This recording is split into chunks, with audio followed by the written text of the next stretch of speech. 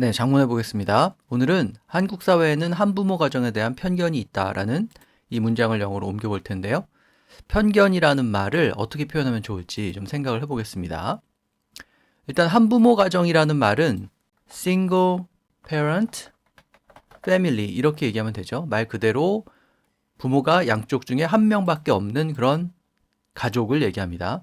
그리고 편견이라는 말을 영어로 표현할 때 가장 먼저 떠올리게 되는 단어는 prejudice죠. 자, 그러면 이 단어를 활용해서 한번 영어로 옮겨 보겠습니다. 한국 사회에는 이라고 할 때는 in Korean society. Korean society 앞에 더를 붙일 필요가 없고요. 그냥 Korean society라고 하면 되죠. In Korean society, there is a prejudice.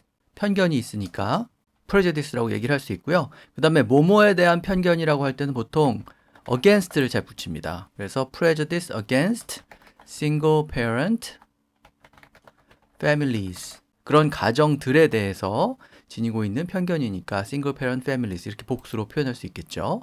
자, 그러면 뭐뭐에 대해서 편견이 있다. There's a prejudice against. 이 표현을 활용한 문장이 잘 완성이 되었습니다. 그런데 이런 식으로 뭔가에 대해서 좀 부정적인 인식을 갖고 있거나 뭐뭐는 을에 안 좋은 것일 거다라고 이렇게 생각하는 그런 식의 편견은 prejudice도 좋지만 스티그마라는 단어가 훨씬 더 잘 어울립니다. 이 단어를 사전을 찾아보면 낙인이라는 말이 있고 그 다음에 또 오명 뭐 이런 뜻으로 나오기도 하는데 부정적인 낙인을 찍는 것 그것을 스티그마라고 하고요. 그 동사로 그렇게 하는 것은 스티그마타이즈라고 하죠. 그런데 이 스티그마가 우리가 흔히 얘기하는 편견, 뭐뭐에 대해서 을에 안 좋을 것이라고 생각하다라는 그 의미의 편견과 가장 가까운 단어라고 보시면 됩니다. 그래서 이 문장도 prejudice를 쓰지 않고 there is a stigma라고 하고요.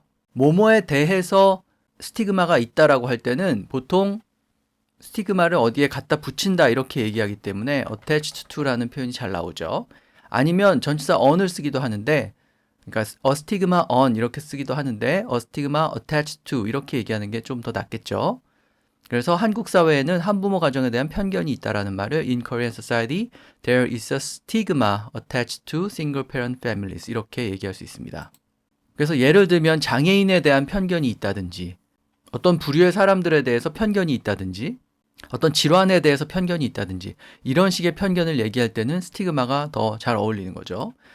제가 즐겨 쓰는 영영사전에 있는 예문을 하나 소개하면요. There is a stigma attached to having a mental illness. 이런 문장이 있습니다. 정신질환이 있는 사람을 안 좋다고 낙인 찍는다. 이런 뜻이죠. 자, 그래서 편견과 관련해서 prejudice라는 단어만 사용을 하셨다면 제가 오늘 알려드린 스티그마라는 단어 기억을 하시고 한번 활용을 해보시기 바랍니다.